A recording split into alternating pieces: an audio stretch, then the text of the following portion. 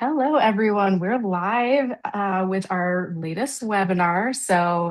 If you're joining us now, this is the second in Respondology's summer social webinar series, and I'm here with Christina Lee from Slate. So I am the head of marketing at Respondology, and we're going to be talking about bringing social back to social media. Christina, tell us a little bit about yourself and what you do at Slate. Hey, so I'm Christina Lee. I am the head of marketing at Slate. I own the strategy and the operations there. My background is that I have worked as in social for well over a decade. I was actually the first social media hire for six different companies. And so my day-to-day at Slate is that, now that I'm in this position, is more geared towards like building the right tool for the social media teams that I had once served. So it's a little mission-driven thing for me. Awesome. That's super exciting. So, we are here talking today about some of the bigger trends and shifts that we've been seeing in the industry. So, just a little bit of a preview of this conversation.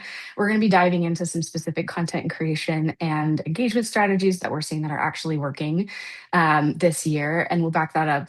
Respondology has captured data from over 500 million social comments. So, we have a lot of metrics to be able to support some of the trends that we're seeing. And then we'll also talk about what that looks like in practice. So as you're building out your H2 strategy, looking into the next year, how do you build the right team, have the right tool set to really be successful with this? So it's going to be a really great conversation, and we want to make it truly a conversation. So if you have questions, please drop them in the Q&A box in your Zoom application. We will be taking them throughout the course of the webinar as well as at the end if there's time. So, welcome and let's get started. Let's just jump right in. So, Christina, you and I have talked a lot about how the industry has kind of lost sight of this sense of social. We're creating a lot of content, we're focusing and indexing on the media side of things.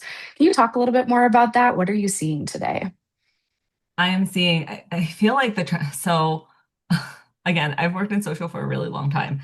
And I feel like every single year, the conversation has always gone around like, we need more volume, we need more volume, and, we need more great content out there. And it almost feels like, social media exists in a way now that feels more media than it is social. We're inundated with content day in and day out. I think there's no shortage of it anymore. I feel like there's so much of it that comes. And I think with, the pairing of AI and all the things that people are producing at a scale that's a lot faster than, we did a few years ago. In my personal opinion, I feel like the bar has gotten, the barrier to entry has gotten lower, but the bar for excellence has gotten significantly higher. I think people have started to develop the skill to really skip content and really just like their attention span. If it was already short, a year or two ago, it's extremely short now. So my thing is like now that we face this problem of, there's almost too much content. What do we do with it? It almost feels like maybe an area that we should probably draw focus towards is like, how do we bring social back? How do we make it more engaging in a way that doesn't feel so like I'm just a watcher and a viewer and an audience member? Like I want to be part of a community, which is the core of what social was to the beginning. So I feel like I could talk about this topic all day. As you know, you and I already chatted at length For about sure. this stuff, but yeah, that's my general opinion of it so far. Yeah, I feel like we hear a lot about, oh, you have to learn how you have to stop the scroll, but that also feels very focused on the content side of things. And okay, how do we capture attention? But then it's like, okay, well, what do we do with that attention once we've captured it? Right. So I think that's kind of the crux of the question here. It's not just the content side, but like, okay, what do we do now? What's the engagement side of the equation? The social side, what have you? So can you talk a little bit more about where and when do you think that shift happened? Why do you think that shift happened? I really think it started happening a couple years ago, the second that people started realizing they could use AI to write their copy for them. I think the second, what was it, Copy AI, I think was the first company that really started producing social captions for people.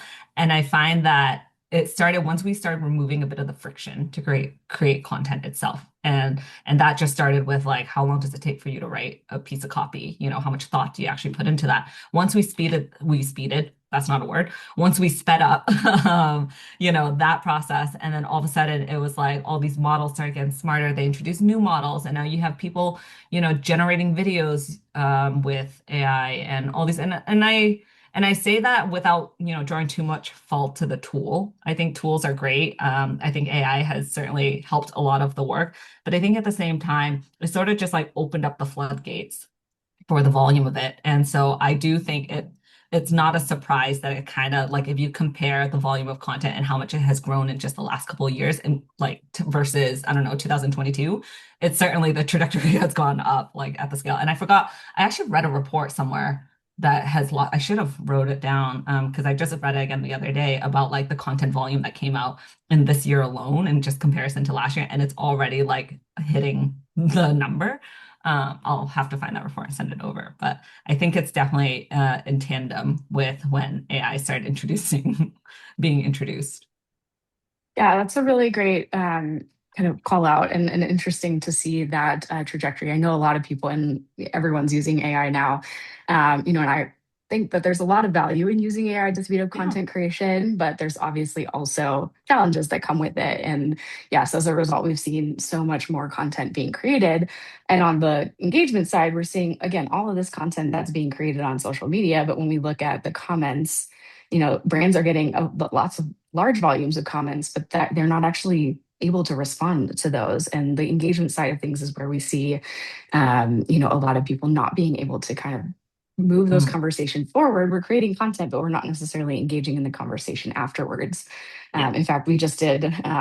Respondology just did a benchmark report in the first half of the year. We looked at 117 million comments from January to June, and we Insane saw that number to be looking at. 94% of Insane number. people, yeah, Yeah. it's crazy. Like we're looking at all these comments from very big brands, and 94% of those questions that are being answered in the comments, and these aren't even just straight up comments. These are people asking questions, engaging, wanting to like create conversation with that brand. Those aren't getting answers. Yeah.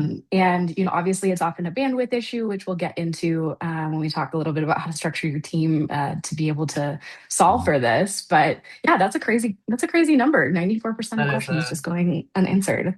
also just imagine like I know we'll talk about this, but just imagine being the person on the other side and trying to read through all that and sift through all that. Where do you Yes. prioritize? That certainly becomes scary. One other thing is on the mention of AI too is like curious to know is how many of the contents do we think? Because I know this is really prominent on LinkedIn right now. Is that how many of those comments are like sort of like bot comments, people who kind of spam the feeds, kind of like back then when people would use engagement pod to sort of spike up the reach in the certain hour window. I'm almost like kind of curious how much of those like comments are authentic commenting versus like how much of those are like, you know, robots writing. And I don't know if it's like a platform specific thing, like we see a problem in more of one area, more of one platform versus another, but that was always something that's on the top of my head because I know for LinkedIn sometimes I'm like, so you have robots creating content and then you've got robot replying to content. So at the end of the day, are we just sort of like the liaison, the connector between the two robots talking to each other? Like, I don't know. Yeah, that's a valid question. And actually, our benchmark report did look Oh, into that. So, of the 117 million comments we looked at, about 1 in 14 comments were spam. So okay. it's a significant number, but again, there's a lot of real people Yes. engaging in the comments as well. So a lot of what that spam is doing is again making it hard to engage in those conversations because obviously as a social media team, you have to read those, you have to kind of go through those. Yeah. And if you're flooded with all this spam and other things, it's not just spam that might be flooding your inbox. Right. That's drowning out a lot of legitimate engagement and people that want to connect with your brand on a more Yeah. personal level. Yeah. So, yeah, definitely interesting to see that trend over time.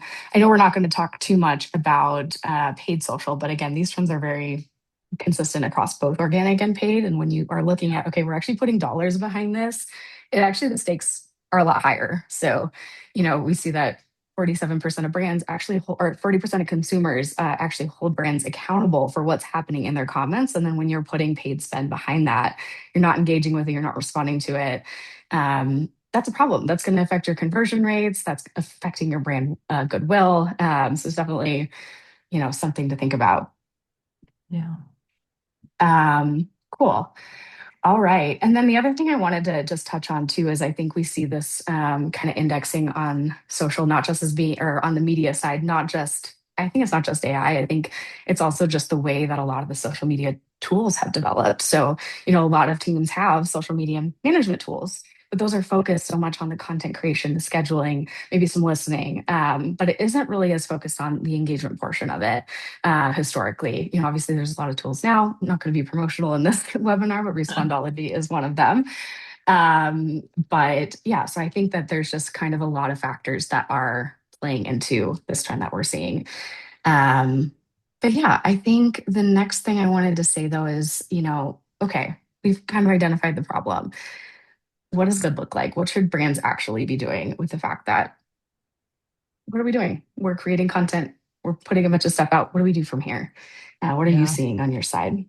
Yeah, that's a really good question. I think the challenge is always like continue making good content that's creatively invigorating, that makes you love your job. I think that's what we do at Slate a lot is that we make sure all the content we put out sort of, and I know there's like some cliche saying of make sure you have your content that evokes emotion and conversation. And yes, those things are true, but at the same time, I think like if you don't create something that you thoroughly enjoy and you're proud of, and you're just doing something as a check off the box, then I don't think that that's, worthwhile to chase. On the other side, I've always been a big pusher for engagement and proactive engagement, and I've written a lot about this on my own personal LinkedIn, where I feel like brands do a number of great work of being reactive when they can. Of course, like I've never worked with a brand that's had millions of comments that they had to sift through before. But I think for a majority of the social media teams that are out there right now, they are I also don't think like it's fair to say you should only be reactive. There should be some type of community strategy with how you're building your, existence online outside of the content that you're building. Because at the end of the day, Christina Garnett, who is now a freelancer, but she used to work at HubSpot as their customer advocate person, she said a really great quote once to me where she said, nobody enjoys being the town. Nobody enjoys hearing from the person who just runs to the town square when they have something to say. Like you need to be Mhm. embedded in the community and actually respond when people talk to you, but also like, be the person who is, more receptive to hearing what people are saying and feel free to, inject yourself in where it's necessary. So I do think it is a skill and an art to be able to do something like that. And it's certain, and I think it's always been something that for brands, because they're always pushing to move a mile a minute, where they're like, listen, you need to create really good content. You need to, think how it impacts the business. You need to make sure you tie everything together, that we sort of forget that a very easy lever into building community is certainly getting in those conversations. And it probably doesn't do us any good when you have other marketers going out there or people in general that are like, brands shouldn't get in the comments. Like they shouldn't be in conversations that they're not invited to. So it becomes a bit of a tension point, I think, for people where it's like, so do you want me to talk or not? Because I'm getting mixed signals. And in my personal opinion, I think you should certainly understand who your audience is, who you're trying to be a part of. I would see it as like a friend circle. Like you don't just go into a room and randomly stand in a crowd of people who are already having conversations without you and just suddenly have something to say. Maybe you lurk a little bit, maybe you see when it makes sense, when it relates to you personally, and then invite yourself in. But for the most part, I think it's worth, taking some time throughout your day to actually go on there and be like, I'm being intentional with this. Like I want to sit there and see what are the conversations that are happening and at least have a strong understanding of like when it makes sense. So that was my really long spiel around that. No, for sure. And I think that's a really good point too. It's not just about the conversations that are happening on your own, Mm, um, you know, on your own posts, which obviously like are something that you should be responding to. It's hard to, you know, be a fan of a brand and post something and not get a response. And that definitely makes a difference in your experience. But it also is about like, okay, well, as a brand, I don't have time to necessarily answer all the questions that are happening or respond to all the comments that are happening in my actual posts. And now I also need to look at, all mhm, of these other things that are happening in the world and these conversations that are happening on other profiles. And so yeah, I mean it is a process. So how do you address that? How do you balance that from your perspective? Yeah. both your If I own were to put channels and all the rest of the cultural things that are happening. Yeah, I think I was really manual when I was working in this role. I was extremely manual with being like, okay, I know that I need to get, and back when I used to run like Instagram and stuff, I would follow hashtags and then I would find like anybody who's posting about that and then engage under the comment.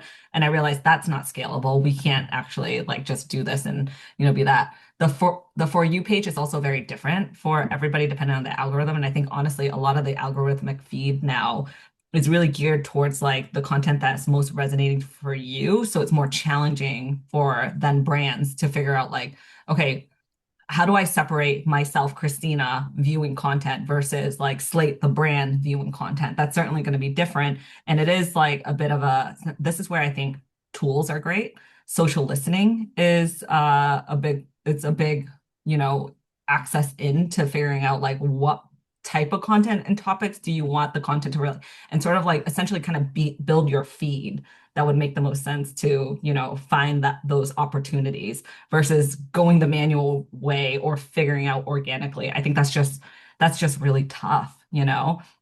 And at the bare minimum, I also like with social listening, I probably find like, anytime somebody mentioned our brand or anything that, our brand can certainly, any solutions that we can solve or any themes that we want to build, we can really like navigate that conversation that way. But that's like from the proactive side. I think definitely, certainly from the reactive side, you should be responding to content, to comments as like, they come. Because I also think of those moments when I was working in social or not just even in social as a consumer. All the times where I would casually mention a brand, I wouldn't know how they know I'm talking about them if I'm not tagging them. That's a whole new wave of, but anytime they respond, I just feel like this special feeling like, wow, you noticed me? Excuse me, Tide. What do you mean? Do you want to be besties? It is Yeah, nice for sure. to have that sort of reactive moment that, I don't know, it just happens. And I personally like, I love seeing brands in the comments. I think it's so nice that they have like these little quirky personality moments. I was going to say a thought, but I know we're going to talk about it later. So I'm just going to. Yeah, no, for sure. Yeah, and I think just to kind of follow up on that, I think the one of the things that is kind of a question too is okay, like how do you know when it's relevant for your brand to kind of jump into a conversation versus when it just feels like, oh, I'm just Adding to the participating in noise. something to participate, yeah, or adding to Yeah. the noise. Like, I think what's your sometimes it's take on also that? okay. Yeah, I also think sometimes it's okay. Like certainly we prioritize getting into the comments, getting into the section around content that's related to our world, whatever that might be. Like, if I'm Slate, I'm certainly going to relate to content of people creating content that, is really memorable or really nice. And like they do how-tos on that. I'm certainly going to get into that and get into the conversation and be like, how did you actually do that? Like stir up the conversation like I would as a normal person. But I also think it's okay for brands to periodically, have moments that's happening, in culture and in trend to be a part of it. I don't think it's necessarily right for brands to have like a political opinion online or to do things that, you might yourself have a stance on. But I think if it's something harmless where you want to celebrate a moment in culture that everybody's praising or having like, the Grammys or whatever, and you want to go and say nice dress, I don't think that there's anything wrong with that. I think that's nice if you have the time to do that, like certainly do it. But yeah, I don't know if that answered the question though. I feel like I Yeah, was no, like a for little all sure. over the place there. I think we actually have a question in the Q&A that sort of relates to this. So, obviously, another aspect of engaging across social media, not just on your own channels, but across the web, is also working with creators and influencers that are creating their own content.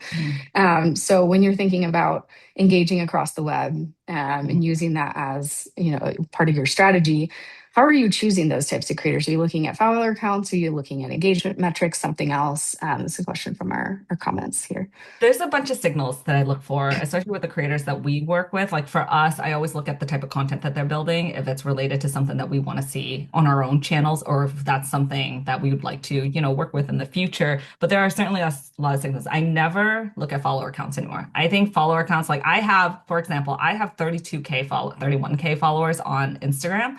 My engagement is really crap.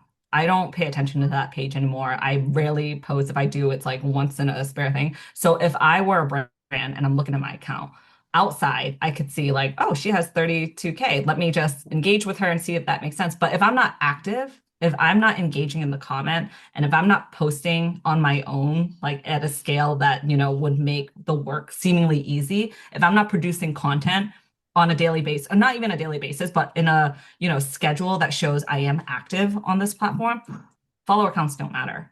So for me, I look for signals of like, how engaged is their audience? That's another important factor. Like, is it just a bunch of people saying, you look great, this is so pretty? Or is it like active conversations? And I know that takes a lot of work and a lot of mind work to really like delineate between like, this is an influencer who has a lot of fans, almost celebrity status, versus this is a creator who has built a community of people that can, especially in a business landscape, anytime you want to work with a creator, you're more so of like, can this convert into some type of business for me, for my area? Can they generate a sales? Can they do things for me? And if they don't have that niche sort of group with that, they can convince people to an action that we would want, the niceness is like, it doesn't make sense. So the signals that I always look for is one, are they active on that channel? Are they creating in a way that, indicates that they're active and they're very savvy with that stuff and creating good work?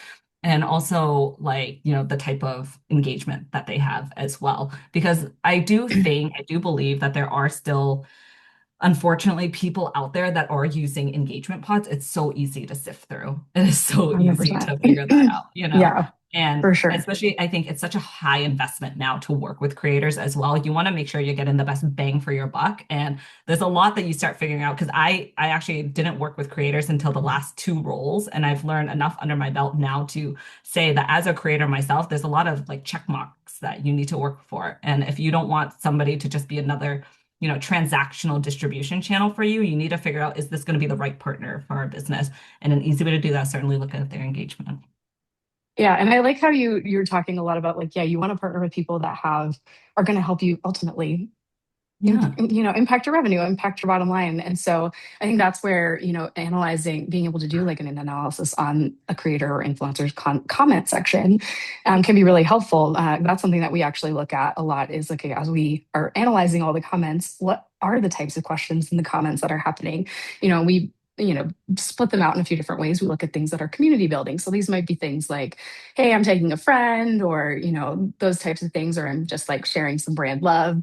There's things that are off topic. There's things that are, and that could be, bots a lot of the time too. There are, but there's also purchase intent questions. There's things like, oh, that's like the coolest dress that like, I love that color. Like, where do I find that? And so those are the types of, questions that, an analysis of the comments can reveal, okay, like what percentage of this creator's commentary and the engagement that's happening is actually relevant to me and could actually convert into a sale. And that's something that can be really valuable to be able to look at, but hard to do individually as, a one It's so person social manual. It team. becomes so manual and labor intensive for you to just like sit there and sift through all the content yourself. And that's why these tools exist. Like I can't foresee a better reason to convince additional budget to bring on a tool like that. Like for me, for my team, whenever we're exploring anything, even right now at Slate, we're really trying to measure social influence to our pipeline.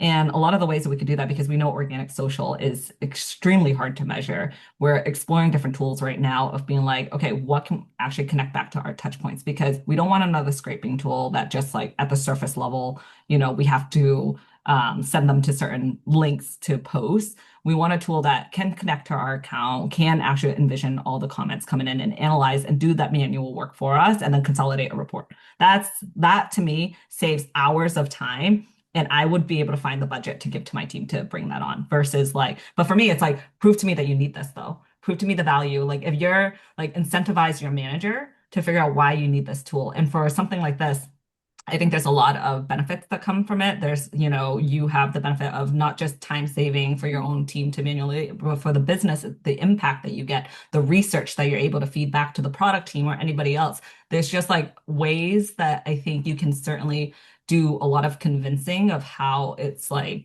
touching different areas of the business from support to, any of that sort outside of just social itself. It really I think that's what sets things apart. And I think for a lot of, any of the social media marketers that are watching this right now, when I think it's time to convince all the ROI and the impact of social, everybody knows that social media is such a crucial function of a business. But in order to be really successful, you either have to hire more people or you need to onboard really strong tools. And I don't know why when businesses make it so difficult for teams to just be like, hey, I need this thing so I could actually do my job really well. I don't know why that's always such a challenging conversation. Like Yeah, we're and that having to actually, dump thousands of yeah, and dollars that into ads. for sure. And that actually there was actually a question in the chat here on how do you actually measure the ROI on social engagement? Do you have a, a point of view on that?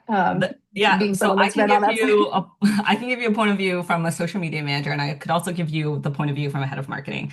And from an executive level, I can tell you that the impact that I need to see is always going to have to be tied to the bottom line. And knowing that organic social is a long-term play, like not everything is a conversion model for us. I just want to be able to see influence. I want to be able to see if any of the levers and the programs that we're doing across social, whether it be we are budgeting for highly produced content, we are working with creators and influencers, we are, being more scrappy with the toolings that we have. I want to know if all of the dollars that I've spent in this area has some type of return. Are people referencing and sourcing the materials that we're creating online?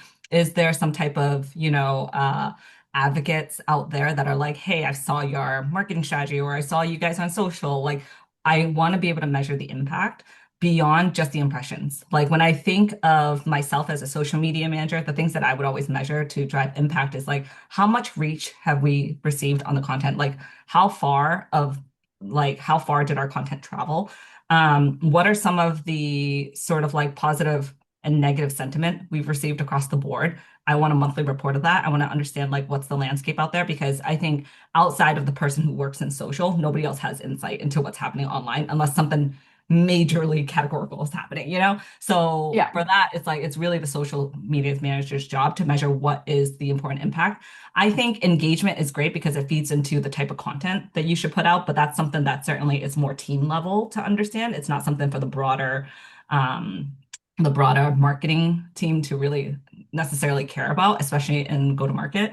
But I do think understanding the volume of reach that we have is extremely important. The sentiment of the community that we're building is also extremely important. So that's how I would measure the ROI is impressions. And from a social media manager standpoint, is impressions because it facilitates reach, but then sentiment. And then from the head of marketing side is the actual marketing influence from social, which, that is where the toolings come in to help for that. Yeah, absolutely, for sure. And so I'm just kind of pulling us back to like the content strategy now. So, okay, Yeah. when you're building your social media content calendar, you talked a lot about okay, impressions are something you look at Mhm. pretty heavily. How much are you thinking when we're talking about bringing social back and like focusing on the engagement community building side? When you're creating content, how much are you thinking, oh, will this get views or, will this spark conversation? Are those competing goals for you? No, they're not competing goals because I think every single content has a different purpose. And I do think we do a stronger balance of a lot of the content that we do right now is very much geared towards awareness because of where the state of the business is in. Like for us, Slate is a small startup. We've been around for a number of years, 6 years now, but we are still growing in a way that is very much startup mindset. A lot of people don't have product awareness. So our job right now from the marketing team, marketing social, is that we are here to make more awareness, and that's awareness of our brand and our mission and who we are, just so that way people know, like when they hear the word Slate, they're not like, are you guys Slate Magazine or Slate Auto? And it's like, no, we're Slate, the content creation platform. So it's like product awareness is brand awareness. So that's the piece that we're at right now. But for our content, we know across social because we're a team that's made up of people who have all worked in social media marketers. It's very rare that you get a tool that's built for social teams that can say the entire like company is made up of social media managers. So you can only imagine how chaotic our writers' room is when it comes to the content. We do have a high bar of the type of content that goes out. But we do like our whole thing is like, how do we create a piece of content in a world where you have people that are fighting for attention on the feed? How are you going to create a piece of content that is sticky enough so that way they stay and they watch a little bit longer? We don't really we don't really push the conversion model just yet. It is a nice to have for us, and that's our goal is that we want eventually for people to book more demos. But as of right now, like we care more about the views and we care about people talking about Slate. So whether they're referencing us and our EGC program or referencing, the content that we're doing, like I know the conversation right now around Slate is like their team knows how to do content, which is a good signal for us. And it's our job now to turn that content into business impact, which is going to take a little bit more work. So yeah, that was also another lengthy answer. No, that's great. And so when you're looking at the types of content that are actually working and sparking conversation and getting capturing that attention, getting people to, engage for just that little bit longer, what are the specific things that you're seeing working today versus maybe what worked a few years ago? Is So there a we difference? Very, very different. I mean, years ago, I could batch out content for 3 months ahead of time and it would be fine. Now it almost feels like the content type that worked even last month is probably not going to work this month. There's a lot of trends that come in and out. Our team actually avoid trend content because of the velocity with which, it can come and go. But we generally try to stick to we're very actually hyper focused in our own individual content and our employee advocacy as a whole. We don't treat employee advocacy in a way where it's like, hey, a person's going to ghostwrite for you or give you a messaging doc and you take it and run with it. We knew going in that if we could make our marketing team sort of like a stacked team of creators first and also like marketers second, that would in turn benefit our business. And the reason why we do that is because we specifically hired people who've already built an audience on their own respective channel. Priority channel for us right now is LinkedIn. So we have me, Christina, as the head of marketing, who's already talked about social media at length. And then we have Carmen, who's more journalistic analyst. She also is a big face in social media. We have Christina Piero, who came from the TV world and very much big into content creation. We pretty much built this team specifically for the folks who like can create content that has done it themselves, that has seen it work. And so for me, I do a lot of video content that in the beginning was very comedy skit driven. And I think Christina actually does a lot of that right now too. Carmen does a lot of content that is more geared towards like a sit down, how to like almost like an analysis breakdown of all the trends report that's happening across the internet. And my content now has changed more into like a building in public approach. So stylistically, I think you have to determine if whoever's posting the content, what styles you're going for. For the brand itself, I have seen that for us personally, we've sort of almost leaned away from drawing too much focus on our brand account. It becomes more like a recycling area of the content that we've built individually and put into one. But yeah, so I guess to answer it in a more summarized, succinct manner, stylistically, it all depends on the person who's posting. I know that's a non-answer, but it's true for us. I don't think worrying about format is something that anybody should, harp on. Like I get a lot of conversation of, oh, videos work, short form video work, long form videos work, or like, text posts only or carousel posts. My thing is worry about the content itself and what it is that you're trying to say. What is your goal with this piece of content? Because if it's to entertain people, you can certainly do that in whatever format, and I'm sure it's going to be entertaining. But I think the mix up is that people try so much to be overly eclectic with everything that they're doing that they don't have a set style. So, yeah. Yeah. And I totally agree with that as someone who's been in content, strategy most of my career. I've always thought, okay, I've always kind of approached it as the content should match them, or the medium should match the content. Mhm. So the content leads, and then the medium is, Yeah. it should match whatever the intent of the content is. It's not like, oh yes, we just need a video for the sake of a video, or we just need to keep pumping out long form things. Yeah. It's really about finding that match between this is the content and then this is the best way to get it across. And it sounds like what you're saying too is that we had a question in here of, it's just repurposing the same content across platforms still a strategy. It sounds like you're saying, no, you need to be creating content per platform that's a match to the audience on that platform. But I would love to hear a little Yes. bit more of your thoughts on that. Yes. Yeah. Yes, you should certainly be creating specific content formatting for whatever the platform is, maybe. But I think the core messaging of your content itself could certainly be recycled. And an example of this is, let's say I want to talk about metric and attribution, and I want to do it in the lens of an educational format. And this is like the content piece that I want to say to my audience. On LinkedIn, that could certainly be a video format that I'm sitting and walking through, and there's a ton of overlays.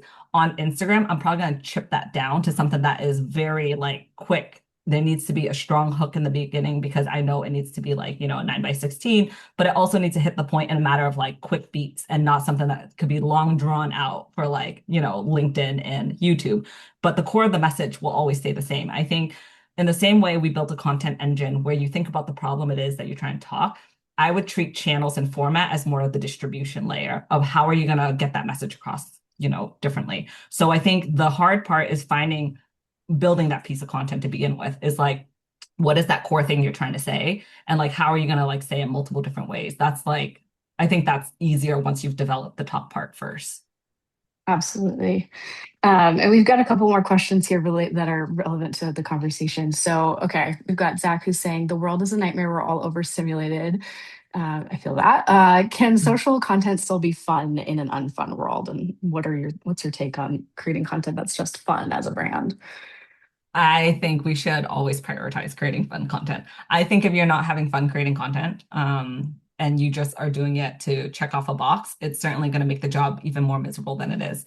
And I say this with a lot of empathy because I think social media marketers in particular deal with a lot of what's on the internet. You feel like you're always having to be online. You feel like you are always competing with just your average user.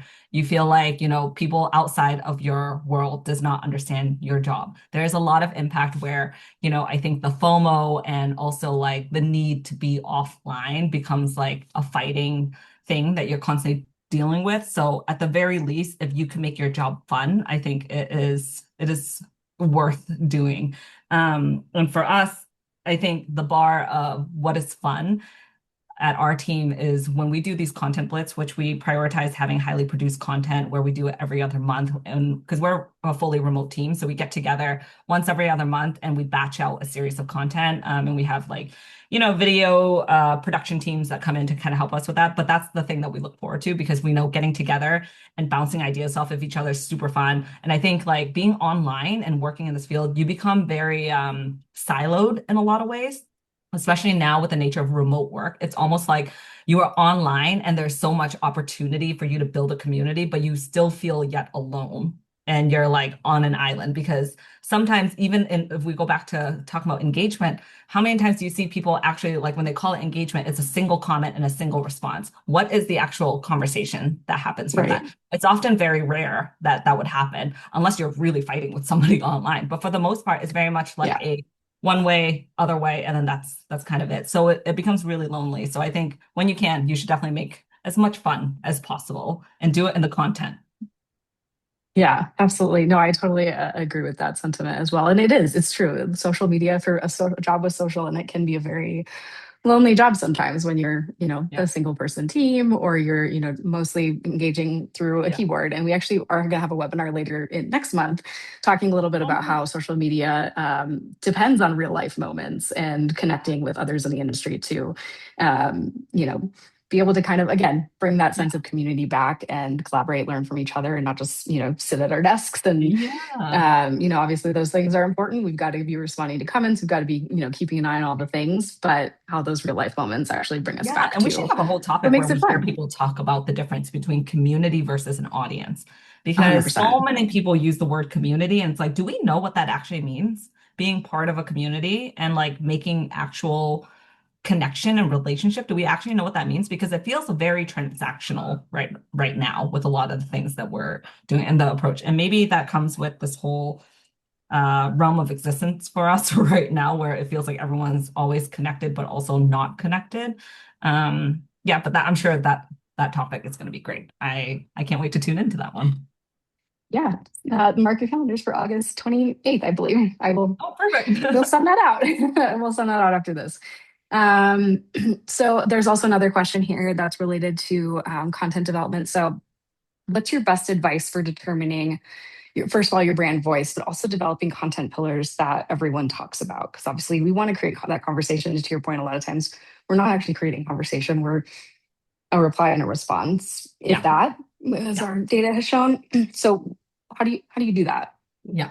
I'd be curious to know how many brands out there actually commit to having a branding exercise, which includes developing tone and voice. I think, because I can tell you right now, in the last 5 companies I've been in, we've never had that exercise. It's always been something that was already pre-developed and then just social kind of absorbs it, and the person who's running the social channel just kind of like somewhat figures it out as they go. And that's something that obviously I can only say my personal experience. I don't know about anybody else, but I have consulted and freelance on a lot of projects that where we did go through an entire branding exercise to determine tone of voice. And people always think it's a little corny because you're like, if you're a fruit, are you like an avocado when you're talking? And it's like, what does that mean?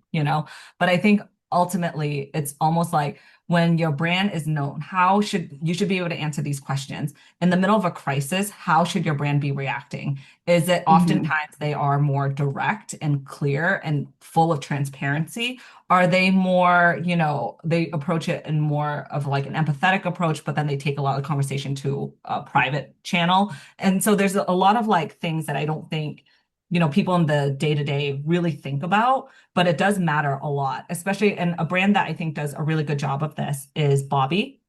So their mission behind their entire company is certainly around breastfeeding and, moms. They have an activist side of the house where they do a lot of things that require, a lot of policy changes and being there for their audience. And I notice like in the comments sometimes, like I'll just casually come across they really serve through their mission. I could tell that they're a brand that cares about mothers because when a mom is running out of formula during COVID, they went out of the way to Uber formulas to them. And I saw the conversations happening. So when you think of your tone and your voice and developing that, it's like that's an exercise that you should do beforehand for these moments that could happen. Like in a celebratory moment, how should you be celebrating? In a middle, like if it's your day-to-day casual conversation, how does that work? If it's in the middle of a crisis, how do you handle that?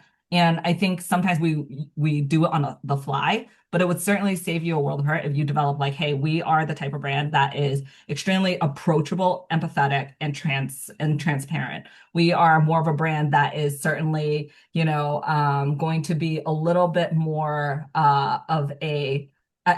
This is actually for one company I worked for where we're like the Steve Urkels, which is really like a bit nerdy. We had to describe how we respond to things, that we got really scientific about a lot of stuff. And sometimes we tell dad jokes. So it can get really down to the nitty gritty of how you do it. But I certainly think that shows up across the content that you produce.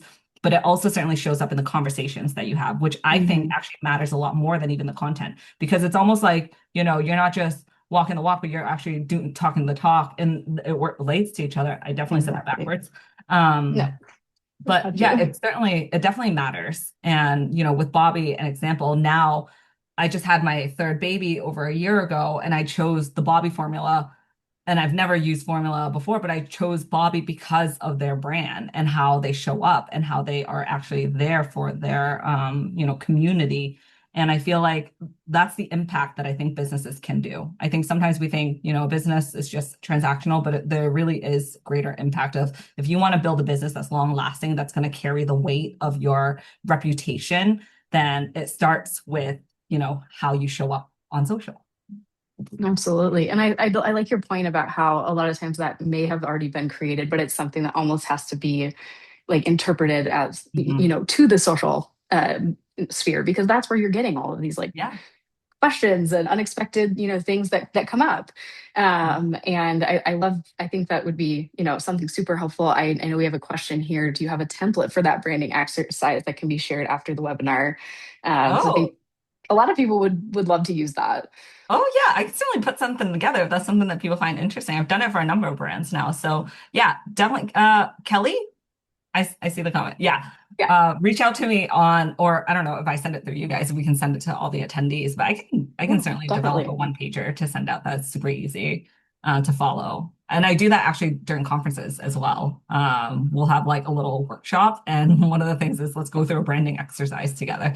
And that always leads to a lot of conversation, especially internally. Yeah, yeah, we can definitely send that out to our attendees after the webinar. And I think, like to your point, we've also talked a lot about both AI tools and humans and doing all of these things together. And I think having that documented template for specifically for okay, how do we actually show up on social is going to be helpful whether you're using responding individually manually as a person, or if you're leveraging an AI tool to help you develop those Definitely. responses. It's going to be important to have that documented for both. And a lot of brands that we work with do a combination. They're not just, um, you know, hopefully not just manually responding to everything. I think that's where the gap of True. responses happens. But also, we see a lot of people using AI to help them craft responses to things. Yeah. Um, but finding that balance, because obviously we want to make sure that we're showing up authentically, Yeah. engaging in a way that feels very social and not You just remind me of this time automated. where I messaged a brand. I think I was like complaining about something and they gave me a very, support AI-ish response, or at least it was really prim and proper. So I responded with like, is this AI? And they're like, actually, no, but I am using AI to rework my response because I don't think I was spelling certain words correctly. And I just remember thinking, you win the internet today. I am no longer mad. But there was just I like love that that. human touch to it where I thought it was so sweet because I was like really frustrated. And I remember just being like, are you AI? They're like, no, I'm just trying to figure it out. And I was like, oh, Yeah, and I agree. I think there's definitely, when yeah, we look at this too, there's definitely types of comments, and that's where being able to categorize and kind of adapt your approach depending on the type of yeah, comment is valuable. There are some where you truly do want to make sure that, like, okay, these are more sensitive. They need a more specific, like, human touch, and there are some yeah. where, three fire emojis, and we might want to engage with that, but we don't necessarily need to have a human like craft a full thing. Right. So there's definitely and everything in between. Obviously, social media comments can come from left field; they can come from everywhere. Yeah. So having some nuance and having some guidelines on, whether you have AI helping you build those responses or whether you're responding directly. Yeah. Yeah, it's helpful to have that template. So we'll look forward to that. We've got a bunch of other questions that are coming in here, so I want to make I sure because I love know this. we're I coming love up having so against much time. conversation. I think this is so Yeah. great to have this many Speaking con of community and actually building conversation, I love this. Yeah. Yeah. Okay, cool. So I'm just gonna make sure we've got because I know we have a few minutes left. So Wow, the all hour right, like we've flew got. by, huh? I know, right? I mean, that's when you're in That's social, great. time flies. It's not the same Dude. in social. Time doesn't work the same way. I'm convinced. No, definitely. Okay. So yeah, I think a lot of these are, yeah, okay, tooling and team structure related, which is good because that's where we were going to end on anyway. Mm. Okay, but we've got one more. Okay, what's your view? This is one more for content specifically. So what's your view on global versus local social accounts? Having like one global account versus in, Mhm. whatever, US, UK, for engagement and maximum impact. Do you have a point of view on that? I think if you have the people to fill the seats, then certainly there's no harm in doing that to maximize the reach and for the specific account to route people to. I think, I hope that with these accounts that have that global capacity, that they do have multiple seats to structure their team. But yeah, I don't see, I think that's great if they could do that. But yeah, certainly if you don't have enough people to kind of handle the volume, then you should not add on another channel for somebody to manage. That just seems like redundant work. Yeah, that I mean, and that kind of goes back to, can you show up, Right. enough on those channels? Right. Do you have the Because don't bandwidth add and something to your capacity plate to that you do can't that? manage. Yeah. Yeah, for sure. Which is a perfect segue into talking about, okay, like how do we actually structure our teams and tool our teams to make sure that we can actually accomplish this in 2026 Yeah. and beyond? And well, there's a lot of questions here, so we'll make sure we get through as many of them as we can. Yeah, so here we've got an anonymous attendee asking, what would you class as the minimum social team structure for maximum success? Like a content creator, strategist, manager, how many roles do you think are needed for success in 2026 and beyond? Yeah. I think the structure of the team I would have is a content creator, a social media manager who is, in charge of sort of the distribution and the strategy all in one. And then a community manager who's handling all the engagement and all the community stuff on the side. And then probably sitting on top of all that is some type of social media director. That would be the makeup of a really strong team that I think could certainly execute in a way that would be beneficial, but also it's a team dynamic that could disperse the work, especially the more platforms that you add on. Because realistically, my rule of thumb is that one single social media manager can only handle two platforms. Any more than that, you're just rinsing a lot of the content that you've used in other channels, and it's not going to prove any worth because realistically, the bandwidth for one person cannot manage and grow and also be an expert at that channel without dedicating some time. You can't split that person in seven channels. That's just not realistic. So that's kind of like my rule of thumb. If you are just, I would say if you're just starting out and you're in a scrappy, startup world like I am, pick a channel to be really, really great at before adding on other channels and other resources. Because I think for me, it's always proving the impact, and the impact is going to matter. So if you were saying LinkedIn is my priority channel and I want to make sure I like make some type of marketing influence on this channel, then yeah, prove how that can convert to the business. And then we'll talk about whether or not TikTok even makes sense for us. So that's kind of like the conversation I would always have. But so at the bare minimum, though, I would like in 2026 for all teams to have a content creator, whether that be somebody who's more in their junior, that's very operational, that could just like go in and and very task oriented, get the job done.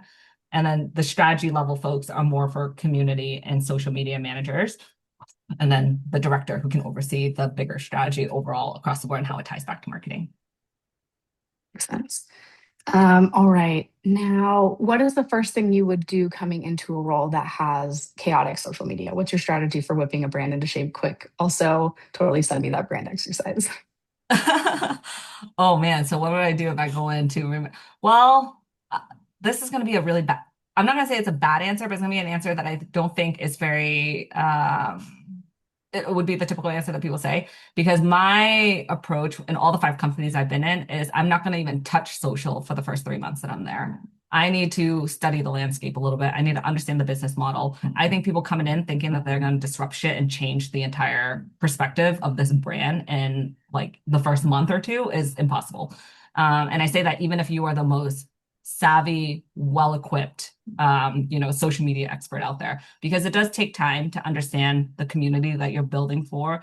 It does to understand the business model that you're trying to portray, and it does take time to also really envision and analyze what have the work that's been put in and the opportunity of what can happen, and also building some experimental. And that takes a lot of brain power that you can't just work alongside AI and expect it to yield result. The best social media marketers out there will go in and do an assessment period. And that could be anywhere from, I say 3 months because I'm very analytical in that mindset. But the assessment period could be at the very least 6 weeks, where they're just sitting there and really reviewing everything from the business to the current landscape before even giving an opinion as to like where we could see work. Because it's all about understanding like what were the gaps before that I could fill right now. And I think oftentimes people just go into fix mode, but you don't even know what's leaking. You don't know what's fixing. So to do it quickly, I think it's a challenge. But that's how I would do it. I would assess for a while first before I even like work on the experimental phase of like, this is what we're changing. I wouldn't change everything at once either. I'd be like, let's change this one particular, like maybe it's engagement. Maybe it's like we're not showing up for the community enough. Let's build a time period of what this measurable result is, and add in a very, very specific KPI and the duration of that period, and figure out like, okay, if we can do this really well while trying to understand all the other leaky stuff that's happening, that's kind of the approach that I would go for. But no, I wouldn't go in. I would never promise a brand like I'm going to go in and fix this shit. It's more of like, here's my understanding of how I could figure out the scope of the work, Yeah. Um, yeah. So it starts with listening and understanding, and then testing and changing one variable at a time for Yeah. impact. Yeah, I no, love that. Thank that you, makes Santi. sense. That was really great. I'm very verbose in a lot of my explanation. No, this is great. I love all the examples that you've shared. And we're getting really great questions here. So, another question related to kind of resourcing and tooling and again, measuring success. So, with the addition of AI tooling, has this changed the kind of metrics that you're looking at to measure the success of your social program? Um, No, I don't think it's changed how I measure the success, because unless my success before was measuring output, which I've never measured the speed of out or the volume of output. I think it's more of like how good is the output that you're putting out there. And I don't think AI has changed that for me. For me, it's more so of like when I look at an individual and I see their output in terms of their work. Mine's more so of like, okay, what did you do in this area that made you wildly successful? And if that is embedding tools in a way that helped you work more efficiently and also helped you become a better version of this job, then that's great. But for me, like social itself, I don't think that changed. Like the tooling didn't change for that. So Yeah, that's something I'm not sure that it's really changed too much from what I'm seeing as well. yeah. It's more of like allowing you to be able to, I guess the only like real metric that I've seen is kind of like speeding up the processes. So where AI tooling comes into play, and if you're using it in a way that's effective, it's not necessarily that you're measuring success differently, because I think there's what makes social successful and Yeah. what you're reporting out is going to, you know, it hasn't changed too much, I don't think, but we are being asked to do a lot more with a lot less. And it's Yeah. about, the smart use of AI, Yeah. applying it to the use cases that it makes sense. It's very easy to jump and say, okay, we're going to automate absolutely everything. We're going to use AI for absolutely Right. everything. I've been in role, not this one. I've been in roles where that was the case, Yeah. and that isn't always the right choice. There's AI credits to consider. There's the cost of AI. There's all of these Yeah. other things that are associated with it. Not to It's really consider the about global impact in the world impact of absolutely. us utilizing AI for. Yeah, and Like, at Respondology, we believe in, technology for good, and we yeah. believe in using, technology for the right types of things. And so even within like my own marketing team, our KPIs haven't necessarily changed per se, but we are looking at, okay, are we using AI in a smart way? Are we using it in the most effective way? Whether that's, looking at comments and saying, okay, when should I use AI to respond to things versus when should I, respond as, an individual person? Or when should I use AI to create content versus when does it make sense to have it be human written? And Yeah. there's obviously a whole spectrum in between those two things. So I think that's how I'm looking at it differently. Is not so much that our end goal has changed, Right. but it's more about like, is this process, is our use of technology, are we using these tools to their best advantage in order to help us get to those Yeah. metrics that we want to achieve? Yeah, for sure. I saw this Rach Beatty post the other day where somebody was like, I just built an AI loop that could replace my social media manager. And I was like, okay, buddy, sure, sure. I'm like, right on with that. Yeah, no, for sure. And I think that's the thing is we need to maintain the human in the loop aspect of things. And, it's Yeah, not really about, how, are we replacing things? It's, are we using this in the most effective way possible to help us reach our goals? And that's, I right. think, a better way of approaching it. Yeah, Um, yeah, especially because, even in being in content creation for a long time, there's been so mhm, many things where it's like, okay, we have this hack for how to create the fastest content ever. And then, the SEO algorithm changes, the Google algorithm changes, oh and my now that gosh, doesn't yeah. work anymore. And that happens on social too. The algorithms change, what they prioritize changes. But what really kind of comes back to is, are you creating the right types of content for your audience? Because the Yeah. algorithms ultimately reward I also that. think too on this topic of like AI and tooling and what we use, and I just think of my own use case for it. And like my philosophy has always been I don't like AI replacing the creative work. The reason why we bring AI onto is to help me free up more time to focus on the creative work that I 100%. really enjoy. And I actually notice it with Slate, with how we produce, because right now a lot of the software companies out there, it's very much AI focused into like speeding up your time, setting all the blah blah blah blah blah. And there's a lot of like generative AI stuff that's coming out of like removing that creative layer in from the job. And for me, I just think that's the muscle that it took so long for me to build. Why would I just lend Mhm. that over to a robot to kind of take over and do that thinking for me? So my whole thing is like, but there are certain things that AI has certainly helped a lot more, like transcript based editing. That's AI that's going in there and doing that, removing all the ums and ahs, or being able to like, take a long form video and cutting it short. There are things that I think AI has empowered the work and the job of a social media manager to be a lot better. But it's certainly not going to be always like, can you replace a content creator with like a AI avatar and consider it a Yeah, good move for your for business? Like, sure. no, Yeah. And man. there are so many things that can be sped up Yeah. with AI, like things like even just going through all of the vault, like if you have a large volume of comments, Right. just going through them and categorizing them. Like AI is great at Yes. doing that, Yes. and surfacing them, Mhm. helping you prioritize what to respond to, helping you, find things that are insightful in the comments, things that you could Yeah. pass along to your product development team, things that need support. Like those are the Yeah. things that AI can do super, super well. And that just frees up that social media manager's time to create that cool content, to like make the videos, to do the social like fun part of social Yeah. media. Yeah. So Yeah. yeah, there's definitely a lot of things that AI can definitely do. So we are running really short on time here. We've got one more minute. um, I just wanted to shout out the moment you realize you're wildly under resourced, thank you, which I love to see there. Good. um, so if there's one takeaway for everyone who's planning their H2 looking into 2026, what's one thing you would do if there was one thing you needed to change right now? Oh gosh. Oh man. 30 seconds. 30 seconds, 30 seconds. If there's Yeah. something that I could change right now is giving people more resource to bring on the tools that actually help them with the day-to-day job. I think that's very on theme with what we're talking about, whether that be with commenting or with content creation. There are tools out there. And it's worth it for leaders to explore those tools and learn how that they can make their team be more efficient. Yeah.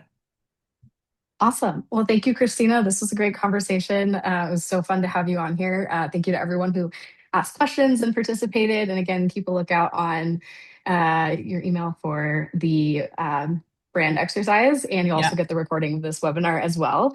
And yeah, give Christina and I a follow if you want more content like this. We're on LinkedIn.